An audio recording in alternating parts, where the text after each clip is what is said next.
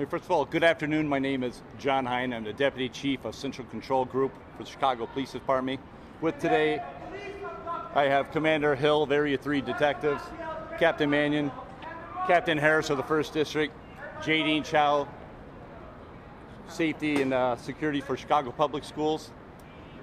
First of all, I'd like to start out by offering our condolences on behalf of Superintendent Snelling and the Chicago Police Department to the two families that were touched by this senseless act of violence today. Approximately 12:25 today, several students were exiting the Innovations High School when two cars pulled up and a group of individuals exited said vehicles, fired multiple times, striking two of the teenage students of Innovations High School. These individuals were taken to Northwestern Hospital where they succumbed to their injuries. So we'd like to actually say again that our thoughts and prayers are with the families of these two students. We're asking the public, it's very early in the investigation, but if anybody has any information, we'd ask them to call Area 3 Detective Division at 312-744-8261. You can also be reached an email at tipcpd.com. At this time, I think we'll open up for any questions.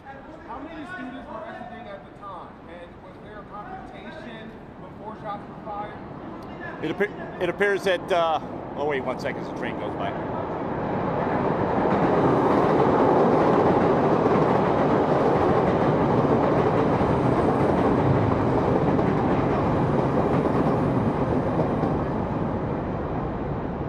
So at this time, it appears that a group of approximately 6 students were exiting, and there's no confrontation. Like I said, several individuals exited 2 vehicles, approached the group, and fired multiple times. Do you know how many shooters there were? At this time, it's still very early in the investigation. That just several individuals exited those vehicles where the gunfire erupted. Any knowledge about a third victim?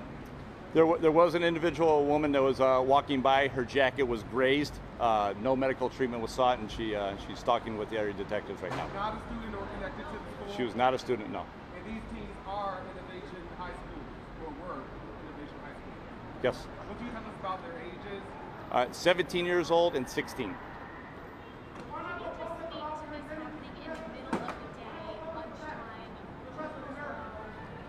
Right. Well, at this time, we believe it to be an isolated incident. You know, wherever the tragedy like this strikes in the city, it's heartbreaking for the families and everybody affected by it. It's a tragedy no matter where it happens.